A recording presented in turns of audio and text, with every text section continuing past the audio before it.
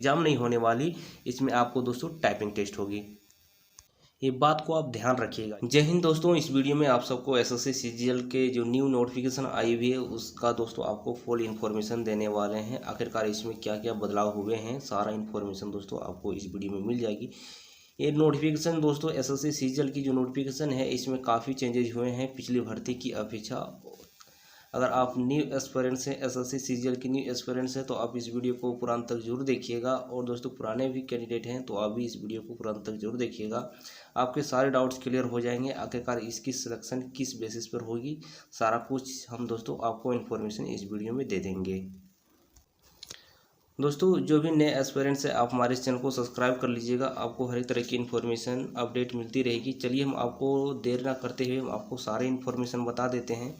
देखिए दोस्तों यहाँ पर लिखा हुआ है, देखिए इसकी स्टार्टिंग डेट 17/9/2022 से स्टार्ट हो चुकी है और दोस्तों 8/10/2022 तक इसकी लास्ट डेट रहने वाली है। आपको लास्ट डेट की ज़रा सा भी आपको वेट नहीं करनी है कि लास्ट डेट तक आएगी तब हम इसको अप्लाई करेंगे। आप ऐसा नहीं कीजिएगा, उस टाइम सर्वर बहुत ही डाउन हो जाती है एसएससी की, जो आपको पता ही होगा।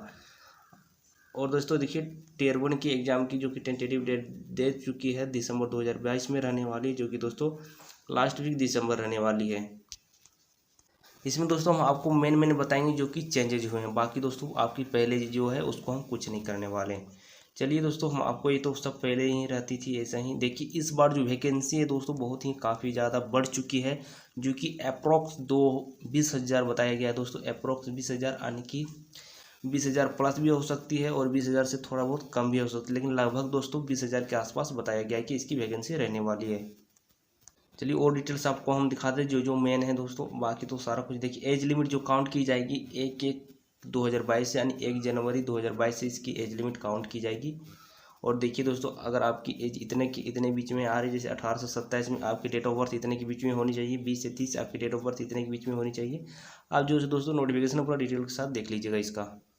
देखिए दोस्तों मेन जो चेंजेज आए हुए हैं सो इसके सिलेबस इसकी पैटर्न पर आया हुआ है, जो कि आप देख सकते हैं। यानी कि सेमेस्टर दोस्तों अगर बात करें स्कीम ऑफ टायर 1 एग्जामिनेशन, इसमें कोई चेंजेज नहीं हुए हैं, जो कि पिछली भर्ती जैसी होती थी वैसे ही सेम है।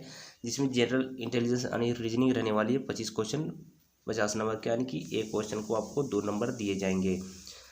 और दोस्तों जनरल अवेयरनेस की भी दोस्तों सेम रहने वाली है 25 क्वेश्चन 50 नंबर, और मैथमेटिक्स की भी 25 क्वेश्चन 50 नंबर, और इंग्लिश कंप्रिहेंशन का भी 25 क्वेश्चन 50 नंबर का। दोस्तों इसमें जो टाइम ड्यूरेशन दी जाती है 1 घंटे की समय दी जाती है, जो कि पहले जिस तरह रहती थी सेम उसी तरह ही है। बाकी दोस्तों टायर 2 की चेंज की गई है। देखिए टायर 1 में बताया गया है कि जो आपकी ऑब्जेक्टिव मल्टीपल चॉइस क्वेश्चन रहने वाली है बोथ इंग्लिश और हिंदी में रहने वाली, और इसकी नेगेटिव मार्किंग 0.50 यानी कि 1/4 रहने वाली है। अगर आप 4 गलती कर देते हैं तो आपकी 1 नंबर खत्म हो जाएगी। दोस्तों मेन चेंजेस आई हुई सो टायर 2 एग्जामिनेशन में आई हुई, जो कि आप देख सकते हैं इसमें बांटा हुआ है।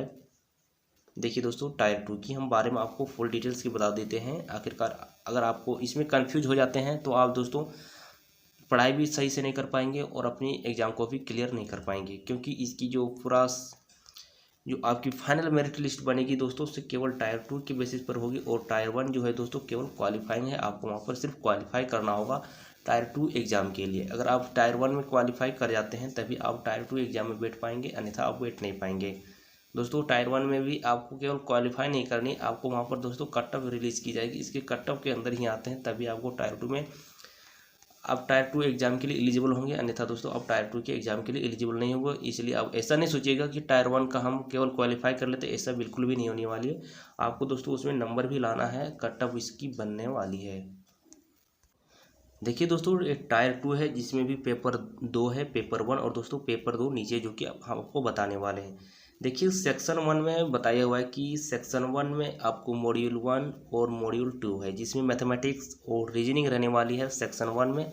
और दोस्तों टोटल क्वेश्चन आप देख सकते हैं 30 क्वेश्चन रहने वाली है, 60 क्वेश्चन, और प्रत्येक क्वेश्चन के लिए आपको 3 नंबर दिए जाएंगे, जो कि टोटल 180 नंबर होते हैं। और यहाँ पर बताया हुआ है कि 1 घंटा दिया जाएगा आपको प्रत्येक सेक्शन के लिए। देखिए दोस्तों ये सेक्शन 1 है, सेक्शन 1 में आपकी मैथमेटिक्स और रीजनिंग रहने वाली है, जिसको आपको 1 घंटा की समय दी जाएगी।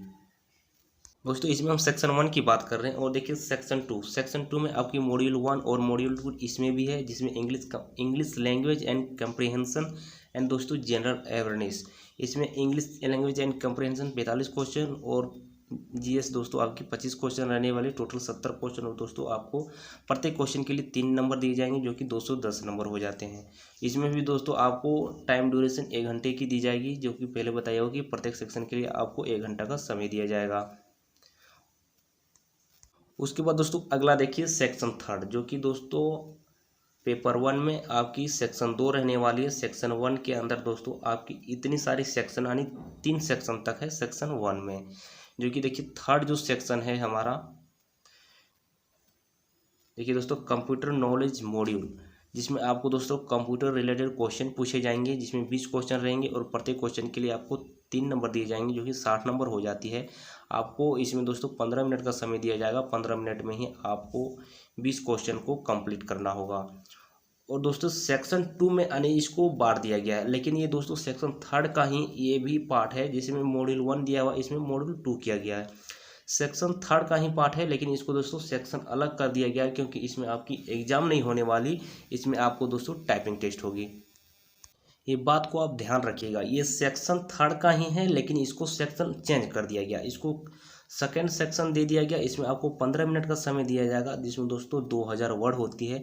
2000 वर्ड को आपको टाइप करना होगा। देखिए यहाँ पर लिखा हुआ है on data entry test task. दोस्तों केवल आपको वहाँ पर डाटा एंट्री 2000 वर्ड दोस्तों आपको पैसेज दिया जाएगा, उसमें आपको 15 मिनट के अंदर सारा कुछ आपको टाइपिंग करना होगा।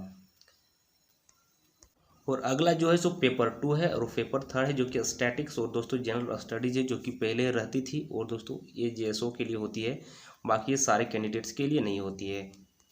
इसमें कोई बदलाव नहीं किए गए हैं। 100 क्वेश्चन 200 नंबर, 100 क्वेश्चन 200 नंबर।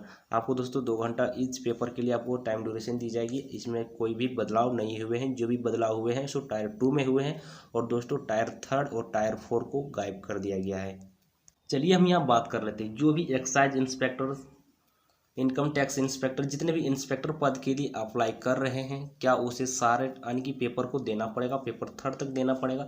दोस्तों ऐसा बिल्कुल नहीं है। केवल यहाँ पर देखिए हम आपको सारा कुछ बता देते हैं, आपको क्लियर हो जाएगा।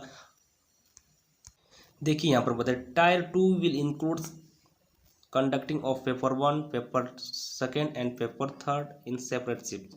देखिए दोस्तों यहाँ बताया गया है कि टायर 2 में आपको यानी 3rd पेपर तक डिवाइड किया गया है, जो कि हमने आपको पहले भी बता दिया। और देखिए यहाँ पर बताया कि पेपर 1 कंपलसरी है फॉर ऑल द पोस्ट। जो भी आप पोस्ट के लिए अप्लाई करेंगे उसमें पेपर 1 कंपलसरी है, आपको पेपर 1 देना जरूरी है। कि पेपर 1 को थोड़ा हम दिखा देते हैं। पेपर 1 में देख सकते हैं, पेपर 1 में सेक्शन 1 और सेक्शन 2 को डिवाइड किया गया है, जिसमें आपकी सेक्शन 1 में मॉड्यूल 1 और मॉड्यूल 2 है, जिसमें मैथमेटिक्स रीजनिंग, और दोस्तों सेक्शन 2 में आपकी मॉड्यूल 1 इंग्लिश, और मॉड्यूल 2 में जनरल अवेयरनेस, और सेक्शन 3rd में आपकी कंप्यूटर नॉलेज। और दोस्तों जो सेकंड सेक्शन बांटा गया 15 मिनट के लिए, उसमें आपकी डाटा एंट्री, जिसमें आपकी टाइपिंग टेस्ट होने वाली है। ये दोस्तों जो भी पोस्ट के लिए आप अप्लाई करेंगे इसमें पेपर 1 जरूरी है। जो भी central excise income tax inspector, ऐसे इंस्पेक्टर पद के लिए आप अप्लाई करते हैं, तो केवल आपको पेपर 1 ही यानी जरूरी है, पेपर 1 ही दोस्तों आपको क्लियर करना होगा। बाकी जेएसओ के लिए आपको पेपर 2 और पेपर 3rd जो भी उसका होगा हम आपको बता देते हैं, उसके लिए एग्जाम है, बाकी ये सभी के लिए तो नहीं है। देखिए यहाँ पर भी बता दिया गया कि पेपर 1 जो सभी के लिए कंपलसरी है, जो कि आपको देना ही होगा, चाहे आप किसी भी पोस्ट के लिए अप्लाई करें। और देखिए paper 2 will be the only those candidates. देखिए पेपर 2 केवल वही कैंडिडेट्स को देना है। चलिए हम आपको दिखा देते हैं। पेपर 2 देखिए स्टैटिक्स है। पेपर 2 वही कैंडिडेट के लिए है जो JSO minister of statics programme implementation and who shortlisted in tier 2। दोस्तों जो टायर 1 में शॉर्टलिस्ट हो चुके हैं और जेएसओ के लिए अप्लाई किए हैं, स्टैटिकल ऑफिसर के लिए अप्लाई किए, जूनियर स्टैटिकल ऑफिसर, उसके लिए पेपर 2 देना होगा, जो कि स्टैटिक्स की एग्जाम होती है, 100 क्वेश्चन 200 नंबर की होती है, वो आपको देना होगा। और देखिए लिखा हुआ paper 3rd will be for only those candidates. और पेपर 3rd केवल वही कैंडिडेट्स के लिए हैं जो शॉर्टलिस्ट यानी कि टायर 1 में शॉर्टलिस्ट हो चुके हैं। और दोस्तों पेपर 3rd वही दे सकते हैं जो assistant audit officer, assistant accountant officer के लिए अप्लाई किए हैं, जो कि आप देख सकते हैं। जेएसओ के लिए आपको पेपर 1 तो देना ही होगा और साथ में आपको पेपर 2 भी देना होगा। और जो भी audit officer, assistant audit officer, assistant accountant officer के लिए अप्लाई किए हैं तो उसको पेपर 1 देना ही होगा, साथ में उसे पेपर 3 भी देना होगा, पेपर 2 उसे देना नहीं होगा, ये आप ध्यान रखिएगा। और इसमें देखिए बताया हुआ कि paper 1 will include following 3 sections having 2 modules each. इसमें बताया गया है कि प्रत्येक 3 सेक्शन में बांटा गया है और प्रत्येक सेक्शन में 2 मॉड्यूल दिया गया है, जो कि आप देख सकते हैं। सेक्शन 1 मॉड्यूल 2 जिसमें मैथमेटिकल रीजनिंग रहने वाली है, और सेक्शन सेकेंड में मॉड्यूल 1 मॉड्यूल 2 जिसमें इंग्लिश लैंग्वेज एंड कंप्रीहेंशन है। और दोस्तों आपकी जनरल अवेयरनेस है। और सेक्शन 3 में जो कि मॉड्यूल 1 आपकी कंप्यूटर नॉलेज टेस्ट रहने वाले, जिसमें आपके 20 क्वेश्चन पूछे जाएंगे और प्रत्येक क्वेश्चन का 3 नंबर रहने वाला है। और आपकी मॉड्यूल 2 है जो कि डाटा एंट्री स्पीड टेस्ट, जिसमें आपकी टाइपिंग टेस्ट होने वाली है। देखिए दोस्तों यहाँ पर बताया गया it will mandatory for the candidates to qualify all the section of paper 1। Paper 1 में आपको क्वालिफाई करना ही होगा, चाहे आप कोई भी पोस्ट के लिए अप्लाई किए हैं, ये मैंडेटरी है, यानी कि जरूरी ही है। और देखिए नेगेटिव मार्किंग की भी बात कर लेते हैं। There will be negative marking of 1 marks for each wrong question, wrong answer in section 1 and section 2 and module 1। देखिए दोस्तों यहाँ बताया गया है कि सेक्शन 1 और दोस्तों सेक्शन 2 और दोस्तों सेक्शन 3 का जो मॉड्यूल 1 है उसमें आपकी नेगेटिव मार्किंग 1/3 रहने वाली है। 3 गलती करने पर आपकी 1 नंबर खत्म हो जाए। और दोस्तों इसमें काफ़ी चेंजिंग और बाकी चीज़ नहीं हुए हैं, लेकिन इसमें एक चीज़ और बताया हुआ है जो कि आप देख सकते हैं। Merit list will be prepared on the basis of overall performance of candidates in tier 2 examination only. दोस्तों यहाँ पर ओनली लगाया हुआ है, यानी कि केवल आपकी टायर 2 के एग्जाम के बेसिस पर ही आपकी फाइनल मेरिट लिस्ट बनने वाली है और दोस्तों आपकी सिलेक्शन होने वाली है। केवल टायर 1 जो है सो आपकी केवल क्वालिफाइंग है, आपको वहाँ पर केवल क्वालिफाई करना होगा। चलिए दोस्तों फिजिकल स्टैंडर्ड भी बता देते हैं। फिजिकल स्टैंडर्ड बाकी इधर दोस्तों सर्टिफिकेट की यानी कि फॉर्मेट दिया हुआ है। चलिए हम आपको फिजिकल स्टैंडर्ड भी बता देते हैं। देखिए दोस्तों यहाँ फिजिकल स्टैंडर्ड बताया हुआ है जो कि अनेक्सर दोस्तों 7 में बताया हुआ है। देखिए यहाँ पर बताया हुआ है कि physical standard for the post of inspector, central excise examiner, preventive officer, inspector and sub inspector E CBN। देखिए दोस्तों मेल कैंडिडेट के लिए आपकी हाइट 157.5 सेंटीमीटर होनी चाहिए और दोस्तों चेस्ट आपकी एक्सपेंडेबल यानी कि फुलाने के बाद दोस्तों 81 सेंटीमीटर होनी चाहिए, जो कि 5 सेंटीमीटर दोस्तों आपको एक्सपेंड करना होगा। और हाइट रिलैक्सेशन केवल 5 सेंटीमीटर इसी कैंडिडेट को मिलेगा जो गढ़वाली, असामीज, गोरखा और दोस्तों ये सब यहाँ से बिलोंग करते हैं। और फिजिकल स्टैंड में देखिए दोस्तों आपको दौड़ना यानी रनिंग करना होगा। 1600 मीटर की रनिंग आपको 15 मिनट में कंप्लीट करनी होगी और साइकिलिंग आपको दोस्तों 8 किलोमीटर आपको 30 मिनट में कंप्लीट करना होगा। और फीमेल कैंडिडेट के लिए भी हम बता देते हैं। देखिए इसमें फीमेल कैंडिडेट के लिए आप चाहे किसी भी स्टेट से बिलोंग करते हो, आपको आपकी हाइट 152 सेंटीमीटर होनी चाहिए और आपकी वजन 48 kg होनी चाहिए। और हाइट रिलैक्सेशन 2.5 सेंटीमीटर होने वाली है, जो कि आप अगर ये गोरखा, गढ़वाली, असमी ये सबसे बिलोंग करते हैं। और फीमेल के लिए फिजिकल टेस्ट में देखिए 1 किलोमीटर की रनिंग करना होगा 20 मिनट में और साइकिलिंग 3 किलोमीटर चलाना होगा, जो कि 25 मिनट का टाइम दिया जाता है, जो कि बहुत ही अधिक टाइम दिया जाता है। कम टाइम नहीं, बहुत ही अधिक टाइम दिया जाता है।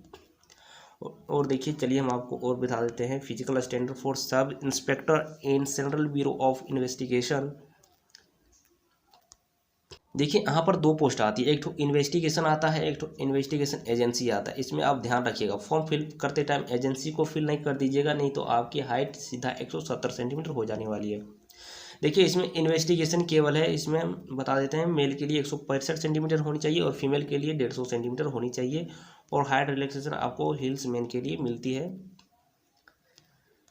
चलिए इसमें चेस्ट की बात कर लेते हैं। आपकी चेस्ट 76 सेंटीमीटर होनी चाहिए विथ एक्सपेंशन के यानी कि इसमें आपको चेस्ट जो है 71 सेंटीमीटर होनी चाहिए और फुलाने के बाद आपकी चेस्ट जो है 76 सेंटीमीटर होनी चाहिए, जो कि बहुत ही कम मांगा गया है चेस्ट इसमें। और आई साइट आपकी होनी चाहिए विथ ग्लासेस और without glasses. Distance vision 6/6 and दूसरा जो आँख है आपकी 6/9 होनी चाहिए, और near vision 0.6 in one eyes and other eyes में आपकी 0.8 होनी चाहिए।